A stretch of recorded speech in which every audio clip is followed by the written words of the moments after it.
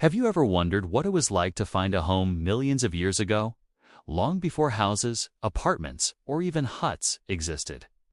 What did our earliest ancestors do when a storm rolled in or when the freezing winds of the Ice Age began to blow?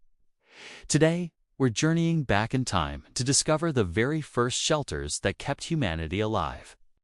This isn't just a story about rocks and bones. It's a story of survival, innovation, and the dawn of what we now call home.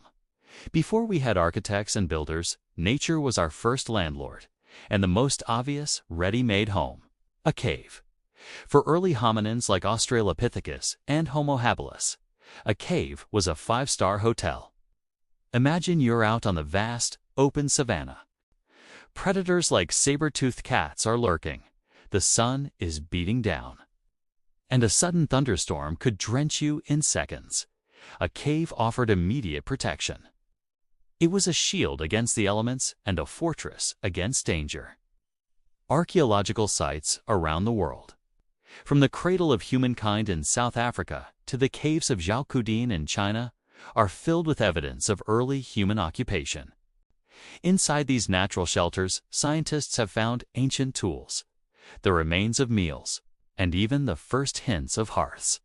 A cave wasn't just a place to hide. It was a base of operations. It was a place to butcher a recent kill, to craft a new stone tool, and to share warmth and safety with your small band of relatives. Living in a cave meant you had a stable point in a dangerous, constantly moving world. It was the first step towards a settled life. But caves had their downsides. You couldn't just order one up wherever you wanted. What if your tribe was nomadic, following the great herds of mammoth or bison across the plains? There weren't always convenient caves available. It's where human ingenuity really starts to shine. Our ancestors began to create their own shelters using the materials they found around them. One of the most important resources was the very animals they hunted. After a successful hunt, nothing went to waste. The meat provided food, the bones could be made into tools, and the hides to skins became our first portable walls. Think about it. A large animal hide, like that of a deer or a bison, is tough, waterproof, and an excellent insulator. By scraping the hides clean and stretching them out, early humans could create simple but effective coverings. These weren't elaborate tents at first. They might have been simple lean-tos, where a large hide was draped over a rock or a low-hanging branch to create a quick shield from wind and rain. For a small group huddled together, this could be the difference between a miserable, freezing night and a relatively comfortable one. It was a mobile home, prehistoric style. You could pack up your hide and carry it with you to the next hunting ground. This ability to create temporary mobile shelters was a game-changer. It allowed human populations to expand into new territories, to follow migratory animals, and to adapt to different environments where caves were scarce. It was a massive leap in freedom and flexibility. Our ancestors were no longer just reacting to their environment. They were actively shaping it to meet their needs. Now, let's travel forward in time a bit, to the Upper Paleolithic, around 40,000 years ago. During the peak of the last ice age, Europe and Asia were covered in vast, treeless steppes.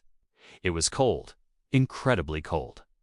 Wood was scarce, and you needed something more substantial than a simple hide lean-to survive the brutal winters. This is where our ancestors got seriously creative and built some of the most astonishing structures of the prehistoric world: mammoth bone huts. In places like modern-day Ukraine and Russia, archaeologists have unearthed the remains of circular dwellings made almost entirely from the bones of woolly mammoths. These weren't just a few bones stacked together. These were complex, deliberate architectural feats. The foundations were often made from massive mammoth skulls and jawbones, interlocked to create a sturdy, circular base. The walls were constructed from a lattice of tusks, leg bones, and vertebrae. Imagine the effort this took. A single mammoth tusk can weigh over 200 pounds. It would have required the coordinated labor of the entire group to haul these massive bones into place and construct the dwelling. Some of these huts were huge, up to 25 feet in diameter, suggesting they housed an entire extended family. Once the bone framework was up, it was likely covered with animal hides, stitched together, and possibly insulated with turf or moss to keep the biting winds out. Inside, a central hearth would have provided warmth, light, and a place to cook. These mammoth bone huts were more than just shelters. They were homes. They were semi-permanent settlements where people lived for months or even years. They represent a deep understanding of engineering, materials, and long-term planning. It shows that our ancestors weren't just surviving.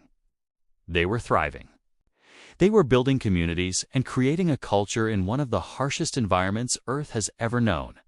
So from the simple, opportunistic use of a cave to the portable convenience of an animal hide to the monumental effort of building a house of bones, the story of our first shelters is a testament to human resilience and creativity. These early innovations weren't just about staying dry or warm. They were about creating a safe space, a center for family and community. It was the birth of the idea of home, a concept that has been central to human existence ever since. Every time you walk into your house and shut the door against the wind or rain, you're taking part in a tradition that's hundreds of thousands of years old. A tradition that began with an ancient ancestor peering into a dark cave and thinking, "This looks like a good place to stay." Thanks for joining me on this journey back in time. If you enjoyed this exploration of our prehistoric past, don't forget to like, subscribe, and hit that notification bell so you don't miss our next adventure. See you next time.